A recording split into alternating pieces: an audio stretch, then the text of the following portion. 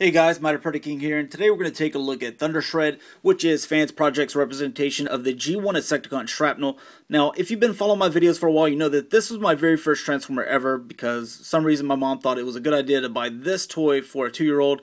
But you know, I'm not going to be biased in my review, even though that, this guy has a lot of sentimental value to me, and I've always wanted, kind of either some type of masterpiece, articulated, or third-party product to do him, and now that I have it, I absolutely love it.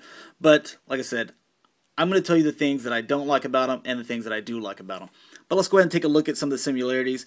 One of the things that I wish they would have done, but I guess they were trying to give him all that ninja look. As you can see, the Shrapnel here has more of a little face here at the mouth, and he just kind of has like a little sound wave receiver thing. And this red eyes, this is just sticker because I wanted to make him look a little bit more cartoon accurate, but Thundershread does have the red eyes, which is nice.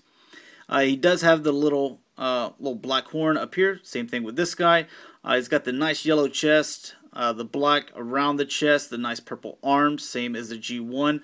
Then you got the black waist, silver chrome at the thighs, the black legs, and the purple feet. So pretty much spot on, except for the mouth area. So moving him aside, before we get into his accessories and everything like that, let's show you what he comes with. First off, you got this nice little collector's card. And for you guys that want to read this stuff, let me focus it in. So there you go. You can pause that and read that if you'd like. Then you have these nice instructions. Again, nice colored. They even do that little thing where instead of just giving you an arrow, they actually highlight exactly what they're moving. Now, some of the directions, and this is one part where I'll kind of explain it to you. They kind of show you to move the arms this way, move them this, and do all this stuff. I'm just going to show you a lot easier way than that right there, so you'll skip a few steps. Now, what comes with this guy whenever you buy him? He's not even focused, so I'm sorry. You get these 4 little gauntlet things over here. Pretty much what he looks like in the back. So not really a whole lot of kibble. I like the way he looks. And you get this little thing right here, which you could take all 4 of these off and put them on here, which will give you something that looks just like this. Now, this was the very first release out of these Fansproject Insecticons. The second one was Stormbomb, which is the review we did previous to this one. And the last in the release is Backfiery, which is going to be the review after this one. So what they did is, because this was the first guy, they were having problems where people were breaking these. I'll kind of show you exactly what I mean. Or let me just grab one of these. This section here, whenever you kind of pull it, you kind of have to wiggle instead of just pull straight out.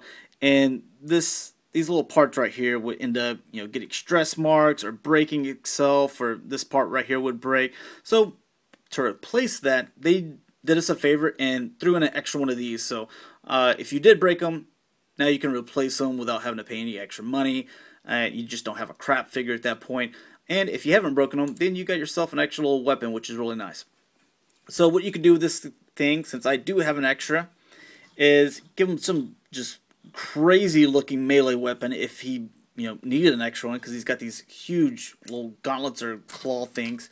But you could also, with this little peg here, there's a hole right here. You could peg that onto his back section there.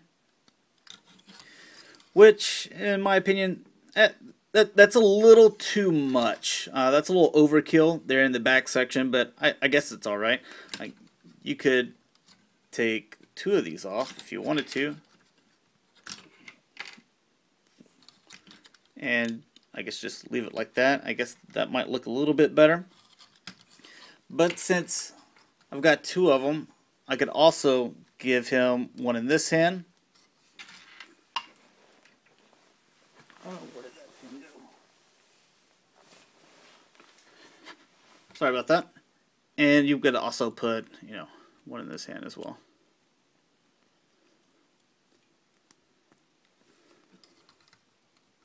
So he's just, this is definitely a guy you wouldn't come near if you were going to engage him. I mean, that's just too many blades. So again, a little overkill, but it looks kind of cool, I guess.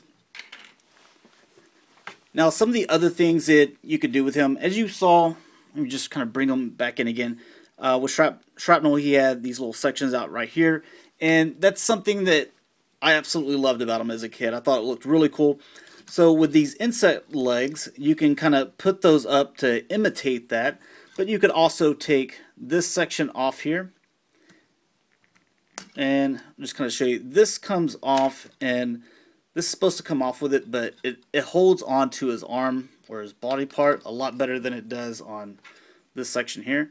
If you ever have to reconnect them, you can see that this side here is bigger than this. The smaller section is what's going to be pegging into this section. And you could also put, you know, these up here to give them more of that G1-ish look, but I like them personally. I like them better on his arms. But we're going to go ahead and take those off. We'll go over articulation and the transformation. There we go. So first off, starting off with his head, he's got a lot more movement. You can see that he can look up, sideways. So a nice ball joint. You can get in there with your fingers because there's not a whole lot hindering around here at the shoulder area. Now, I will point out that he's got a really skinny neck for such a big, bulky dude. It's not really that big of a deal, to be honest, though, because whenever you just kind of look at him dead on, the yellow chest here kind of covers it up. So it's not a big deal at all. Now, with the arm sections, he does have a ball joint here. There is, I'm kind of move this out of the way so you can see a little bit better. There's this little hinge right here. It's part of transformation, but it kind of works out whenever you want to move his arm as well. So it kind of works with it. Again, that ball joint, like I mentioned, this shoulder piece actually extends in and out.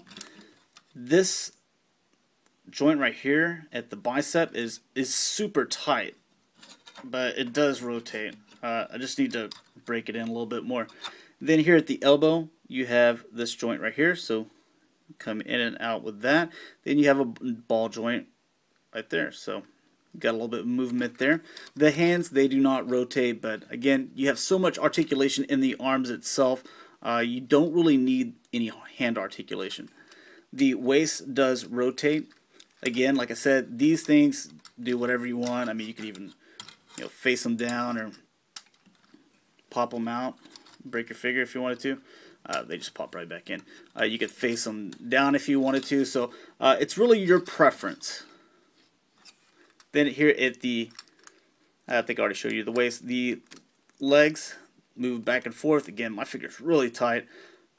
They don't really go out very much, but you really don't need to make them do the splits, I guess. And he rotates here at the thigh, bends, I would say 90 degrees at the knee, because he will during transformation. Then you have a nice little ball joint back here, and you also have the tilt, the front and back as well. So that is the articulation with this guy. Let's go ahead and get him transformed. So the first thing that we're going to do is come with this head section, swing that around, plug that into place. You got plenty of clearance, so there's no reason to like spin his head around or anything like that, like we had to do with Stormbomb. So there's that. Then with his feet, there's this little slot right here. That's actually going to peg onto that peg right there. So we'll just kind of move this thing out of the way. Come up with this section, spin this around. And the directions show you doing this in like 4 or 5 different steps. It's just simple enough of trying to put that into that. So just do what you got to do. And there's that section there as well. Now, 2 things that people might miss with this guy. You see this waist section here. I don't remember it showing in the directions, but it's very essential to transforming this guy. Otherwise, it won't click all to place. You can see that there's a gap there in between his crotch and his leg section. We're actually going to slide that forward, and now it's in the back section. Then you will rotate here at the waist and come down, or no, I'm sorry, it's come back with this section here. Where that gray part right there is facing the same area as this little hole, or red head. I guess I'll just call it a head. Now the arms, like I kind of showed you in the directions, it shows you like 3 or 4 steps to do them. It's as simple as bringing this section out. You kind of see how that's a little flat bar. If you rotate the shoulder around, you'll kind of see that it's got a nice little hole section there, or a little slot. It just fits in there like a little puzzle piece. So as long as you've got that extended just like so, do the same thing with this. When you bring that around, just fit that around to where it fits in there like a little puzzle section. Then you can just bring them around. You don't have to do anything else with them. And just make sure the hands are facing down. That's pretty much it. Now another thing that the directions show is just flipping this around and it just collapses in there. What you actually need to do is pull up a little bit to kind of guide it through there. So there we go. And his hand will stick out at the end there. Do the same one. Same thing with this one.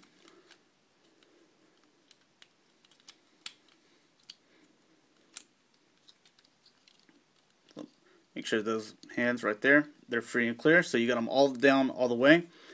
Then there are, you can see there's a little peg there and a hole right there.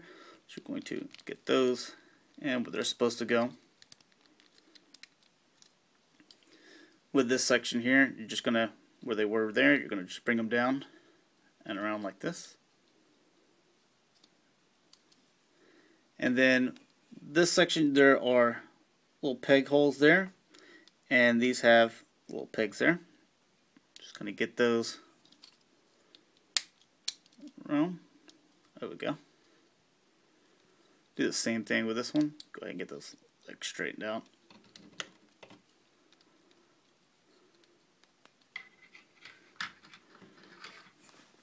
And we'll bring the camera down so you can see it a little bit better.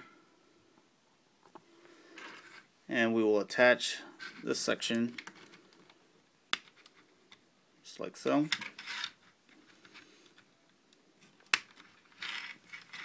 And you can, do whatever you want with these. You can keep them closed. You can have them open. Again, it's one of those, preference things. So.